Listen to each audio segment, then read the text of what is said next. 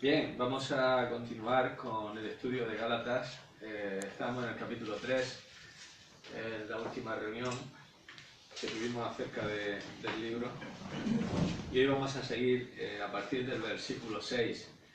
En los primeros versículos del capítulo 3, el apóstol confrontó de una manera dura los gálatas que estaban dejando el Evangelio de la gracia de Dios, que habían sido fascinados por falsos maestros, por falsas enseñanzas que se habían introducido en las iglesias de Galacia.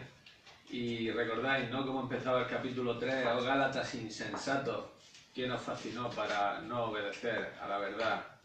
A vosotros ante cuyos ojos Jesucristo fue presentado claramente entre vosotros como crucificado. Y seguía diciendo, esto solo quiero saber de vosotros, ¿recibisteis el Espíritu por las obras de la ley o por el oír con fe? Tan necios sois, habiendo comenzado por el Espíritu. En fin, no lo vamos a repetir entero, pero había habido una reprensión del apóstol hacia estos creyentes que habían nacido bajo su ministerio y que de alguna forma estaban desviándose, ¿no? El apóstol en diferentes epístolas advierte a los creyentes acerca de las falsas enseñanzas, ¿no? Aquí en Galacia, por ejemplo, era el legalismo lo que se había introducido. En Colosas, por ejemplo, era el fanatismo, el misticismo, ¿no? Que se había también introducido. Todas estas cosas, de alguna forma, los falsos maestros querían añadirlas al Evangelio de la Gracia como si no fuera suficiente Cristo, ¿no?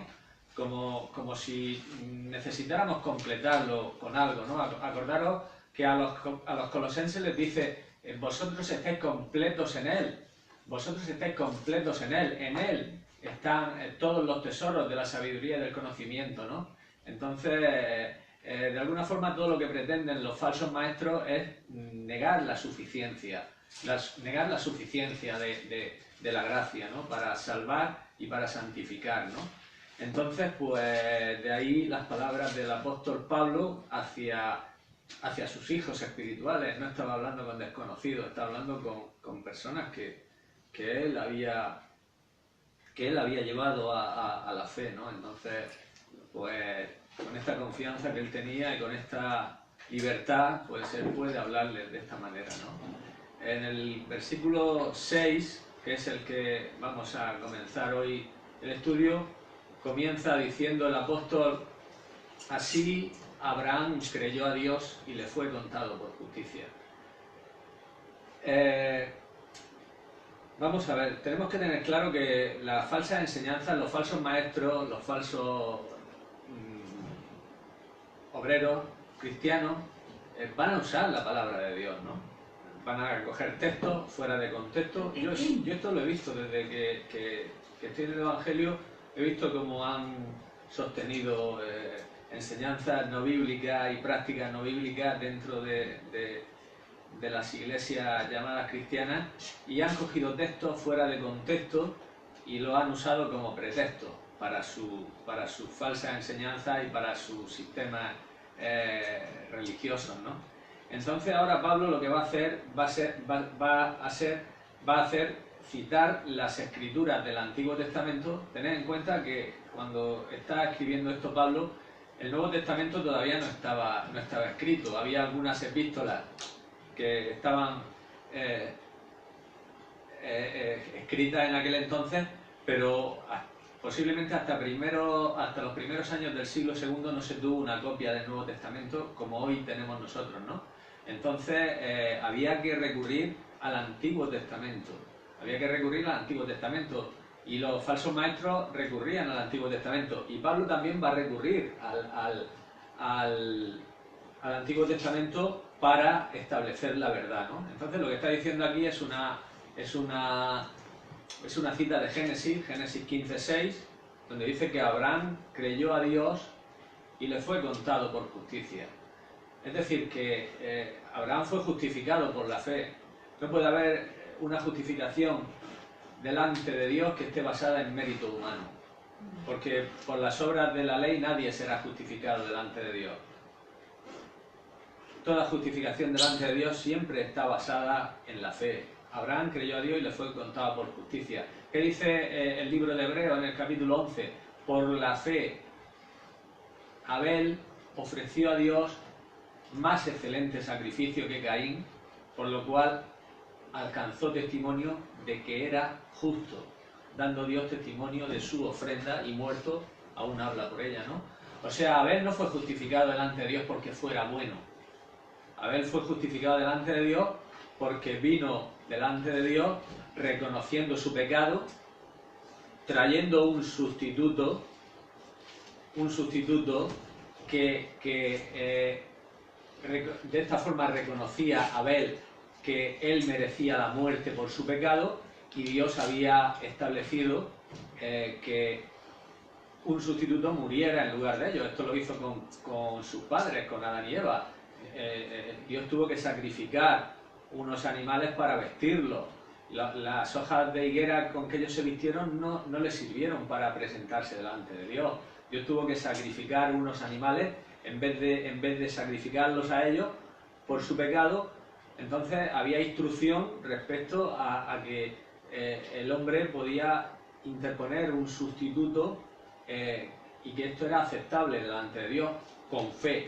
O sea, no como un acto mecánico y un acto de simple ceremonialismo, sino con fe. Por fe, Abel ofreció a Dios, o sea, Abel vino reconociendo su pecado, interponiendo un sustituto y acercándose a Dios a la manera que Dios había establecido, ¿no?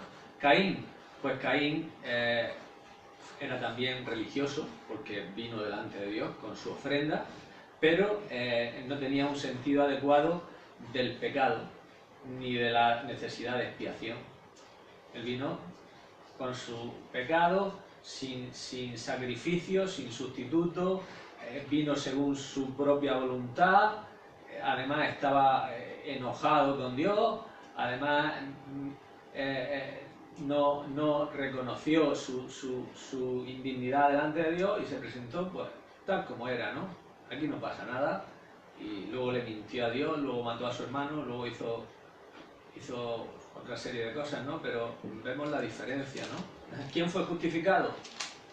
Abel fue justificado por la fe, porque la fe es tener por cierto lo que Dios ha dicho. Si Dios ha dicho que la manera de acercarse a Él es por medio de un sustituto, pues Abel se acercó a Dios como Dios había dicho y alcanzó testimonio de que era justo por la fe.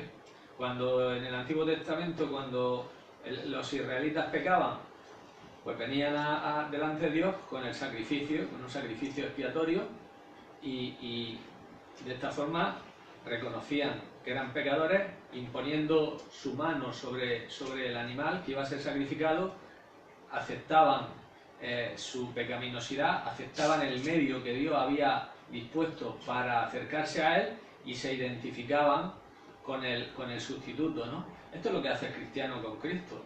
Esto es lo que hace el cristiano con Cristo. Los sacrificios del Antiguo Testamento de alguna forma eran profecías acerca de Cristo, que es nuestro sustituto, que es nuestro sacrificio, que es el Cordero de Dios que quita el pecado del mundo. Entonces, siempre el hombre no puede ser justificado delante de Dios por mérito, sino siempre por medio de la fe, siempre.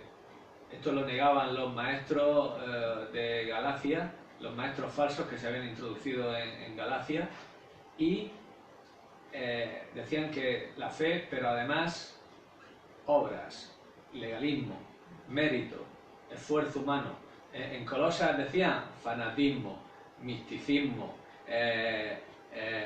entrar en la dinámica que habían propuesto estos falsos maestros que también se habían introducido en Colosas, que decían que había que añadir, que había que estar abierto a la nueva revelación y todo esto, y que había que estar abierto a las nuevas visiones y todo esto, ¿no? Por eso Pablo en Colosas dice: mirad que nadie os engañe por medio de filosofía y huecas sutilezas, según las tradiciones de los hombres, conforme a los rudimentos del mundo y no según Cristo.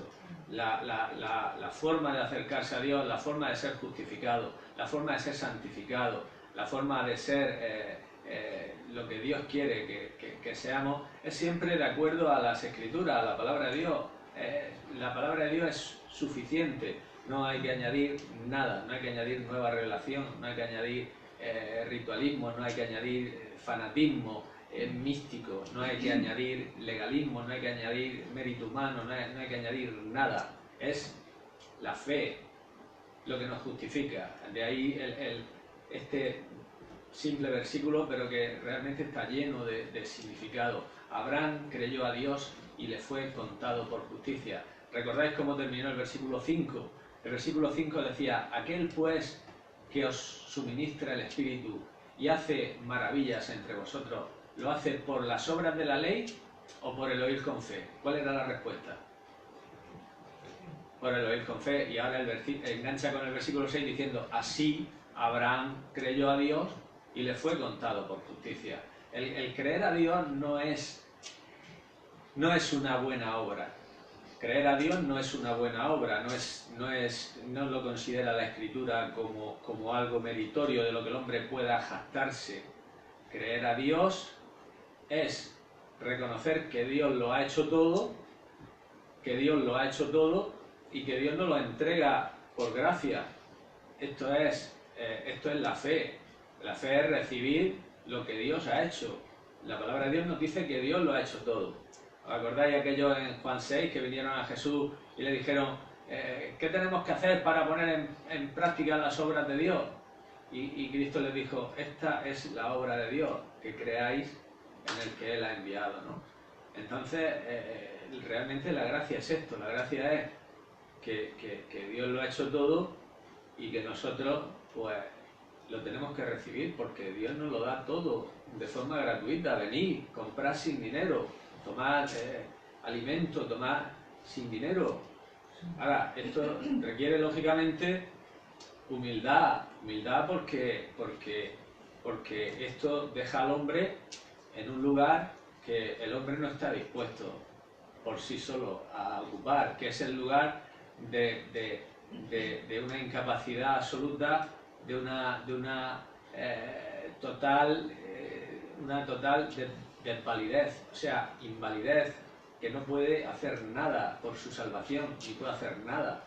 Entonces, esto no todo el mundo está dispuesto a hacerlo. Esto, para el pueblo de Israel, que era un pueblo que pretendía siempre llegar a Dios por el ritualismo y por el ceremonialismo y por el moralismo, pues no le hizo mucha gracia, ¿no? Cuando Jesús llegó a una sinagoga, a la sinagoga de Nazaret, y dijo: el Espíritu de Dios está sobre mí porque me ha enviado a sanar a los quebrantados de corazón, a pregonar libertad a los cautivos. Ellos se enfadaron mucho, querían despeñarlo. ¿Por qué? Porque ellos ni se consideraban humildes, o sea, que necesitaban algo, que no necesitaban nada. Ellos no necesitaban que viniera alguien a sanarlo, a sanar su corazón, ni que viniera nadie a libertarlos, ni que viniera nadie a liberarlos porque estaban oprimidos, ni necesitaban. Entonces esto los enfadó mucho, porque el pueblo de Israel no quería ocupar el lugar que tiene que ocupar el pecador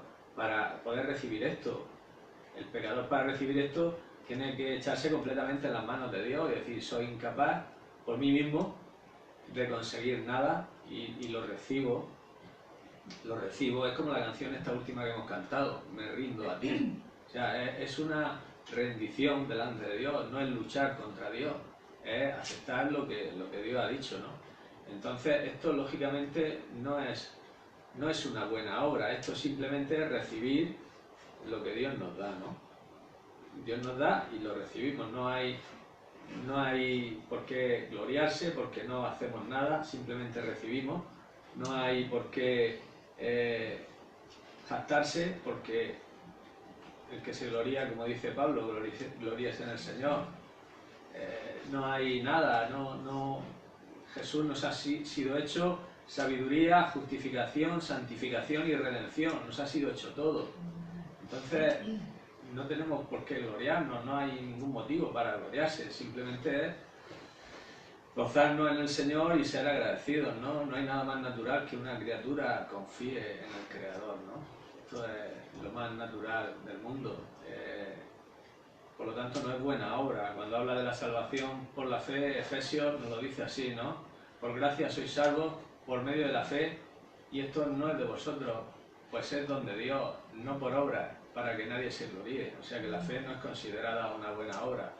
La fe es considerada tomar, recoger lo que Dios nos da, no rechazarlo y recibirlo. Es lo más sencillo, ¿no?, que puede haber, ¿no? Dice que Abraham creyó a Dios y le fue contado por justicia. Esto es lo que llamamos justificación. Justificación es un acto o es un decreto de Dios por el cual Dios declara justo al que confía en Él. Esto es la justificación. Dios nos declara justo por confiar en Cristo, ¿no? Pablo lo explica muy bien en Romanos, si recordáis, en Romanos 3, a partir del versículo 24, cuando dice, siendo justificados gratuitamente por su gracia, mediante la redención que es en Cristo Jesús, a quien Dios puso como propiciación por medio de la fe en su sangre, para manifestar su justicia a causa de haber pasado por alto en su paciencia los pecados pasados, con la mira de manifestar en este tiempo su justicia, a fin de que Él sea el justo y el que justifica al que es de la fe de Jesús.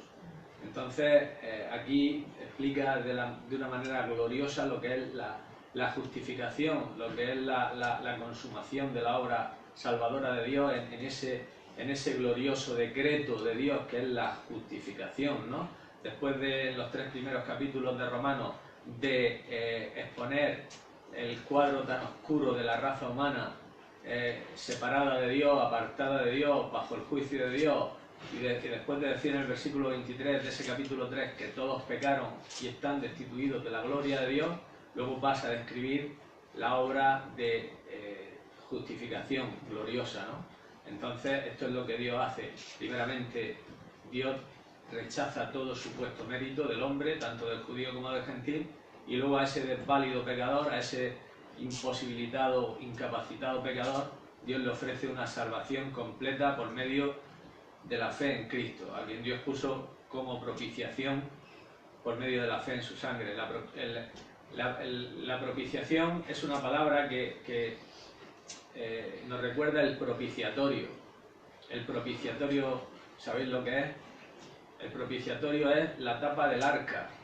El arca del pacto de Israel tenía una tapa que era lo que se llamaba propiciatorio. El arca era como una urna de oro en la que había el maná, la vara de Aarón que reverdeció y las tablas del pacto, ¿no? Entonces la tapa que cubría el arca era una tapa de oro que cubría el arca y que se llamaba propiciatorio. Sobre esa tapa estaban los querubines. Había 2 querubines con sus alas extendidas mirando hacia el propiciatorio. Entonces, de esta manera, el propiciatorio vino a ser un lugar de encuentro entre un Dios santo y un hombre pecador. Porque eso es lo que era el propiciatorio, era el lugar de encuentro de Dios con el hombre. Dios le dijo a Moisés, de allí me declararé a ti, hablaré contigo sobre el propiciatorio. Entonces, ¿qué simboliza el propiciatorio? El propiciatorio nos muestra que por medio de la justicia divina, Dios cubría de los ojos de los querubines la ley que había sido quebrantada, que estaba justo debajo de la tapa. Y a la vez ese propiciatorio era rociado con la sangre del sacrificio. Y a la vez que se cubría la ley quebrantada de los ojos de los querubines, la sangre cubría los pecados de la persona que se acercaba a Dios. Entonces, por eso vino a ser el lugar de encuentro, porque se cubría tanto la ley quebrantada, ese propiciatorio cubría la ley quebrantada de los querubines, y con la sangre que se echaba sobre él se cubrían los pecados del adorador. Entonces, el trono de juicio se convirtió en un trono de gracia. porque vino a ser el lugar de encuentro de Dios y el hombre. Entonces, Cristo es el propiciatorio. Cristo es el propiciatorio cubierto con su propia preciosa sangre. Entonces, ahora al encontrarnos con Dios por medio de Cristo, el pecador puede decir: ¿quién acusará a los escogidos de Dios?, ¿no? Entonces, por eso dice que Cristo está puesto como propiciación por nuestros pecados. Nos dice ese pasaje que hemos leído de Romanos 3. Él es la propiciación por nuestros pecados. Él es el propiciatorio cubierto con su propia preciosa sangre. Entonces, en el cielo está Cristo como propiciación o como un propiciatorio, que es lo que nos dice esos versículos de Romanos 3, ¿no? Él es la propiciación por nuestros pecados. No porque haya sido Dios indulgente o haya mirado para otro lado, no, de ninguna manera. Los pecados están ahí, pero están cubiertos por su sangre preciosa, ¿no? Dios es amor y su atributo supremo es la santidad. La ley es la expresión de la santidad de Dios y la cruz es la expresión de su amor. Entonces en la cruz se produce un acto y una satisfacción tal que Dios puede ejercer y extender su gracia hacia el pecador sin comprometer su santidad. Por eso en esas palabras tan tremendas que hemos leído, siendo justificados gratuitamente por su gracia mediante la redención, tenemos que Dios no ha actuado de forma injusta, porque si no, Él no podría ser el justo y el que justifica al que es de la fe de Jesús, sino que Dios ha actuado de forma totalmente justa porque su santa ley ha sido vindicada en la cruz, porque un sustituto ocupó nuestro lugar. Esto es un poco complicado a veces de entender porque he dicho muchas cosas, pero tenemos que meditar en estas verdades porque esta es la obra redentora de Dios. Es la obra por la cual nosotros nos beneficiamos, es la obra en la cual nosotros, depositando fe en esa obra y en la persona que hizo esa obra, somos salvos. Entonces deberíamos dedicar nuestras vidas a gloriarnos en la maravillosa expiación de Cristo y investigar, escudriñar la Escritura para que Dios pueda abrirnos el entendimiento. Siempre vamos a saber más teoría que experiencia, pero no deberíamos de descansar hasta que Dios nos abriera el entendimiento respecto a esta obra redentora gloriosa. No deberíamos de olvidarla nunca. De hecho, Dios no quiere que la olvidemos nunca, porque Dios quería que el pueblo de Israel siempre sacrificara un cordero por la mañana y otro por la tarde, diariamente, uno por la mañana y otro por la tarde, que tuvieran siempre presente el cordero de la expiación. Había un cordero por la mañana, otro por la tarde, constantemente, siempre. Y se volvían a sacrificar en las fiestas, se volvían a sacrificar más corderos. Y llegaba la Pascua y había más corderos. Y llegaba la fiesta de los tabernáculos y volvía a haber sacrificio, porque Dios quería que su pueblo siempre tuviese presente ese medio por el cual ellos podían acercarse. Ellos no se acercaban a Dios por su mérito, no se acercaban a Dios por su buen hacer, sino que se acercaban a Dios por medio del sacrificio, de la sangre del sacrificio. Entonces, nosotros tenemos que tener siempre presente esto. Somos salvos por gracia, por medio del sacrificio redentor, siendo justificados, Romanos 3:24, gratuitamente por su gracia, mediante la redención que es en Cristo Jesús, a quien Dios puso como propiciación por medio de la fe en su sangre. Entonces, esta es la obra redentora de Dios. No es una obra de decir, bueno, voy a pasarles por alto. No. Dios no ha pasado por alto el pecado ni puede pasarlo por alto, porque dice la Biblia que Dios no puede tener por inocente al culpable.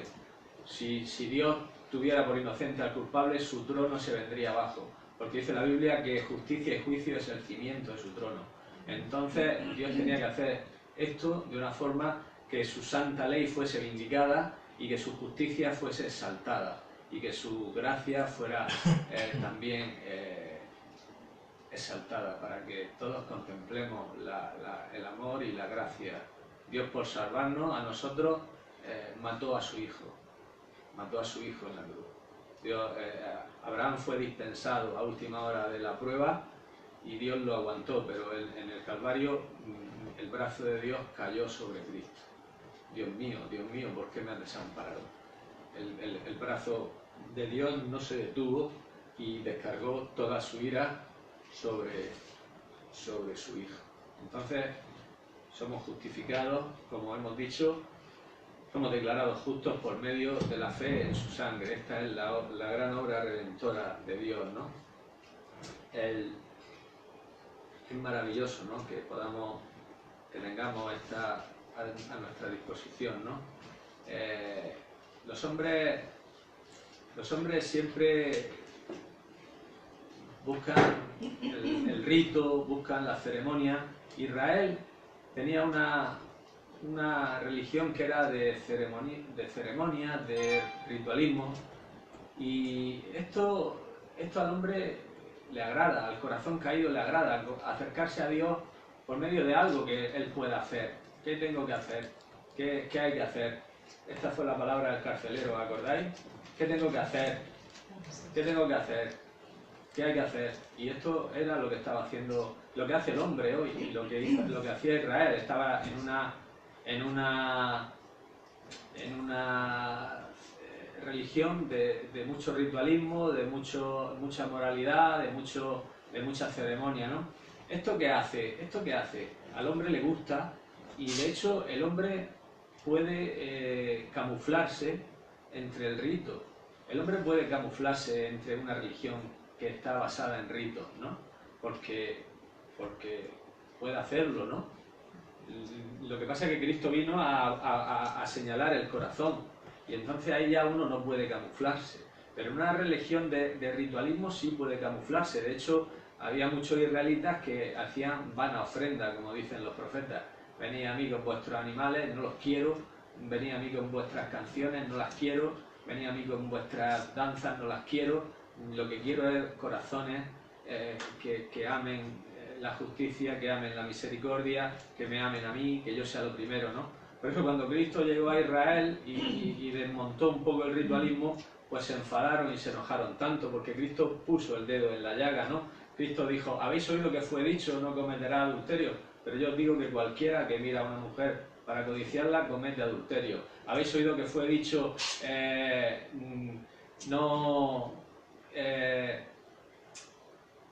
¿cuál fue el otro que dijo esto de no te enojes contra tu... O sea que no matarás, sí, no matarás. Dice, pero yo digo que cualquiera que se enoja contra su hermano, dice, ha cometido homicidio, es un homicida, ¿no? Entonces, claro, esto no le gustó, porque él puso el dedo en el corazón, que es lo que Dios quiere en nuestro corazón, no quiere nuestro ritualismo.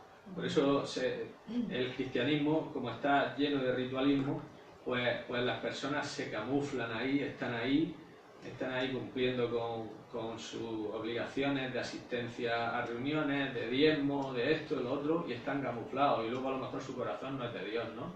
Todo esto lo he guardado desde mi juventud, Señor, todo esto. Bueno, pues te falta una cosa: vende todo lo que tienes y ven conmigo. Entonces ahí se ve el corazón. Ahí Jesús primero le dijo mandamientos que podía cumplirlos externamente. Has oído la ley: no adulteres, no robes, no hurtes, todo esto se puede cumplir exteriormente. Pero Dios ve el corazón, Dios le interesa el corazón, ¿no? Vende todo lo que tienes y vente conmigo. Entonces vamos a ver ahora si tu corazón es para mí o no. Porque los hombres con los ritos están encantados, estamos encantados con los ritos. Nos gusta el ritualismo, nos gusta el ceremonialismo, nos gusta las que nos tengan en estima, nos gusta la membresía, el esto, el otro. No soy miembro, yo voy aquí o yo voy allá. Sí, yo estoy en esto, yo estoy en lo otro, yo aquí, para allá, para acá, ¿no? Pero claro, Dios va al fondo, Dios va al problema, ¿no? Sobre todas las cosas, el corazón quiere Dios, ¿no? Sobre todas las cosas, Dios quiere el corazón. Dios no le importa, Dios no le impresiona. Dice que las cosas que los hombres tienen por sublimes, para Dios es abominación, ¿no? Entonces Dios lo que realmente le interesa es el corazón. Es el corazón. No es el ritualismo, no es la... no. Dios le interesa nuestro corazón, que sea para él, ¿no? Al hombre le gusta el rito, ¿no? Acordaros de Naamán cuando fue a ver a Eliseo, ¿no? Y Eliseo le manda al criado, dice, dile que se zambulla 7 veces ahí en el río. Y entonces cuando Naamán se enojó mucho, ¿no? Y decía, vaya, yo pensaba que iba a salir el profeta, que se iba a poner delante de mí, iba a alzar las manos así, que iba a tocar la llaga y que iba a invocar a su Dios y que tal, ya está. Y entonces los hombres quieren eso, quieren el ritualismo. Recuerdo una vez que oficié un sepelio, ¿no? Una persona que había fallecido, ¿no? Y la verdad que salió bastante bien, ¿no? Pero una de las hijas de la persona que había fallecido, pues dijo que a los 4 o 5 días quería hacer una misa, ¿no? Porque claro, como no me vio coger el agua bendita y echarlo en el féretro y hacer así y todo esto, no se quedó muy convencida, ¿no? Y entonces pues quería el ritualismo, ¿no? Las personas quieren el ritualismo. El ritualismo atrae al ojo, pero el corazón queda intacto. O sea, a las personas les gusta porque ven algo, pero ¿dónde estáis? ¿Dónde os reunís? ¿Dónde estáis? ¿En qué sitio? En casa. Ah, en casa, pero no estáis no tenéis tal o no tal. La gente quiere ver algo que se vea. ¿Dónde está? A ver, que lo vea. Que vea algo. ¿Dónde hay el cartel? ¿Dónde está el cartel? Hay cartel, hay esto, hay lo otro, hay... Y los cestos de la ofrenda, no hay esto, no hay lo otro. Entonces la gente quiere ver, ¿no? Las cosas, dice también Pablo en 2 Corintios que las cosas que se ven son temporales, pero las que no se ven son eternas. Entonces, lo que realmente deberíamos de cuidar y de guardar es nuestro corazón. Nuestro corazón, sobre todas las cosas guardadas, guarda el corazón. Estas personas venían exigiendo ritualismo, ¿no? Es cierto que Dios le dio a Abraham el rito de la circuncisión, vino de Dios, Dios se lo dijo, pero la circuncisión no salvó a Abraham. Dice que Abraham creyó a Dios y le fue contado por justicia la fe, no lo salvó. Él recibió la circuncisión como una señal externa. Lo leemos en Romanos 4. Romanos 4.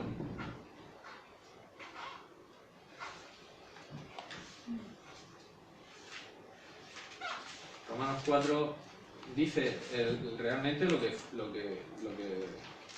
la circuncisión era, ¿no?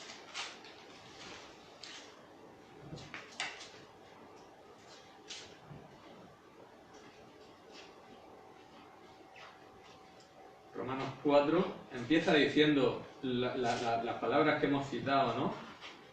Las palabras que hemos citado antes de Génesis 15. En el versículo 3. Porque ¿qué dice la Escritura? Que yo Abraham a Dios y le fue contado por justicia. Y punto. Y luego dice, en el versículo 10, dice, ¿cómo pues le fue contada la fe por justicia? Que habla el versículo 3. Dice, ¿estando en la circuncisión o en la incircuncisión? Dice, no en la circuncisión, sino en la incircuncisión. Es decir, Abraham fue justificado siendo incircunciso. Y luego dice el versículo 11, y recibió la circuncisión como señal, como sello de la justicia de la fe que tuvo, estando aún incircunciso, para que fuese padre de todos los creyentes no circuncidados, a fin de que también a ellos la fe les sea contada por justicia, y padre de la circuncisión para los que no solamente son de la circuncisión, sino que también siguen las pisadas de la fe que tuvo nuestro padre Abraham antes de ser circuncidado. Es decir, estas personas decían que Para ser verdaderos hijos de Abraham había que circuncidarse. De hecho, obligaban a circuncidarse a los gálatas. Y a los gálatas y a donde iban. Decían que tenían que circuncidarse, ¿no? Pablo les demuestra que no, que los verdaderos hijos de Abraham eran los que realmente tenían esa fe de Abraham. Y vuelve a insistir en esto, en que el rito en realidad no servía para nada. De hecho, en Romanos 2, acordaros lo que dice Pablo. Dice, si un judío circuncidado no anda en los caminos de Dios, dice, su circuncisión viene a ser como incircuncisión, es decir, no vale para nada, no vale para nada, no vale para nada. Todo en el cristianismo, todas las gracias menores y todo el ritualismo y todo el ceremonialismo se puede imitar. De hecho se imita.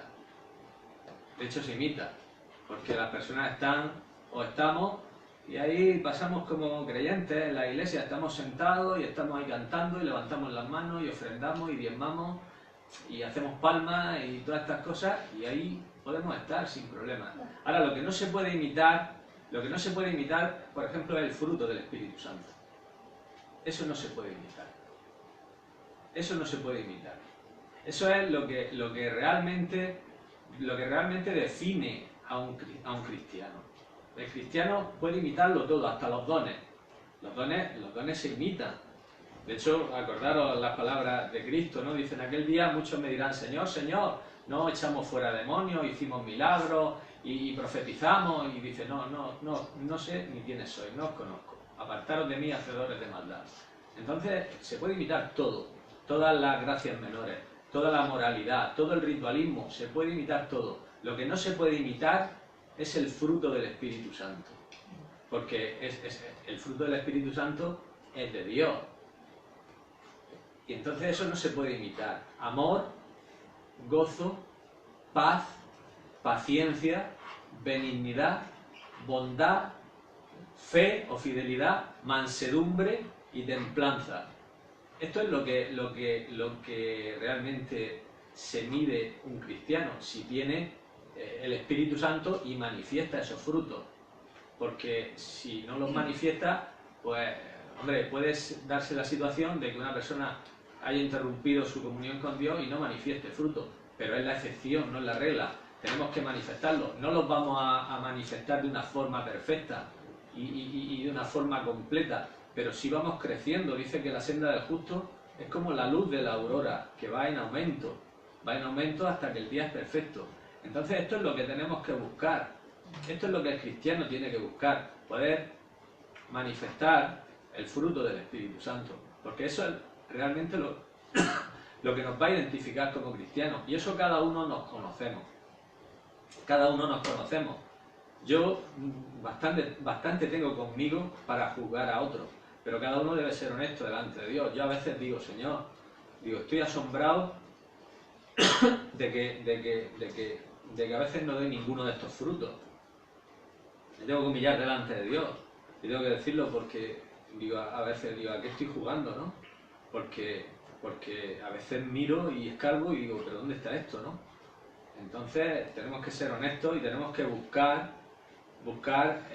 la comunión perfecta con Dios para que se pueda manifestar. Estas no son cualidades humanas, ¿eh? Ninguna de estas cualidades es humana. Hay personas que por lo natural parece que son amorosas y tal, pero no, el amor que aquí nos habla es el amor de Dios. Es un amor sacrificial, un amor que esté dispuesto a dar su vida por otro, un amor que no busque lo suyo, como dice Romanos 13, que no haga nada indebido, que no se jacte, que no se enorgullezca, que todo lo crea, que todo lo soporte, que todo lo pueda, que no se goce de la injusticia, más se goce de la verdad. Ese amor no es natural. Nosotros podemos tener, somos simpatiquillos, algunos por carácter, yo no, pero hay algunos que sí son simpatiquillos por carácter y todo eso. Pero no, aquí lo que habla es de un fruto divino, es de un carácter divino. Esta es la más corta biografía de Cristo. Amor, gozo, paz, paciencia, benignidad, bondad, fe, mansedumbre, templanza. Es la más corta biografía que se haya hecho de Cristo, porque el fruto del Espíritu es la manifestación de Cristo que mora en nuestros corazones. Entonces, esto es lo que realmente tenemos que buscar. El ritualismo no vale para nada, no vale para nada. Dios nada más que ha puesto dos ordenanzas, que son el bautismo y la Santa Cena, pero ni el bautismo salva, ni la Santa Cena salva, salva la fe. Luego son dos ordenanzas que son las únicas que Dios ha puesto. Los hombres luego han llenado el cristianismo de tradiciones, como hicieron los judíos, las tradiciones suyas. ¿Por qué tus discípulos no se lavan? ¿Por qué arrancan espigas? ¿Por qué sanan en el día de reposo? ¿Por qué no sé qué? ¿Por qué no sé cuánto? ¿Por qué no sé qué? Y todo esto no valía para nada. Cuando Jesús los confronta, le dice: ¿por qué vosotros invalidáis el mandamiento de Dios por vuestra tradición? Porque vosotros decís que es mi ofrenda a Dios todo lo que pudiera ayudar a mi Padre, y de esta manera no honráis a vuestros padres. Entonces vosotros sois realmente los que estáis. Es mucho ritualismo, pero nada. Este pueblo de labios me honra, pero su corazón está lejos de mí. Enseña como doctrina mandamientos de hombres, ¿no? Entonces terminamos con el versículo, estamos en Gálatas 3, el versículo 8 y 9, ¿no? Y la Escritura, previendo que Dios había de justificar por la fe a los gentiles, dio de antemano la buena nueva a Abraham, diciendo: en ti serán benditas todas las naciones, de modo que los de la fe son justificados con el creyente Abraham. Es decir, Dios anunció a Abraham, esto está en Génesis 2:13, Dios anunció a Abraham la bendición por la fe a los gentiles en la simiente de Abraham, que era Cristo, y les dijo que todos los que tuvieran la misma fe de Abraham, o el principio de la fe que tuvo Abraham, serían justificados, ¿no? De modo que los de la fe son justificados con el creyente Abraham. Esto también nos lo vuelve a decir en Romanos 4 al final. Dice: no solamente con respecto a Abraham se escribió que le fue contada la fe por justicia. Romanos 4, último versículo. No solamente con respecto a Abraham se escribió que le fue contada la fe por justicia, sino también con respecto a nosotros, a quienes ha de ser contada. Esto es, a los que creemos en el que levantó de los muertos, a Jesús, el cual fue entregado por nuestras transgresiones y resucitado para nuestra justificación. Es decir, por medio de la fe en Cristo somos justificados, sin añadir nada, sin añadir ritualismo. Una vez que somos justificados, entonces sí aparece el fruto. Somos salvos para buenas obras, no por buenas obras, ¿no? Por eso en Efesios 2, al final, después de haber dicho que no por obras para que nadie se gloríe, dice: porque somos hechura suya, creados en Cristo Jesús para buenas obras, las cuales Dios preparó de antemano para que anduviésemos en ellas. Somos salvados para buenas obras, no por buenas obras, ¿no? Entonces lo que realmente estaban enseñando todos estos falsos maestros, todos estos falsos sistemas, era actuar para ser aceptos delante de Dios. Y lo que proclama el apóstol es: somos aceptos por la fe, y entonces estamos capacitados para actuar. Amén.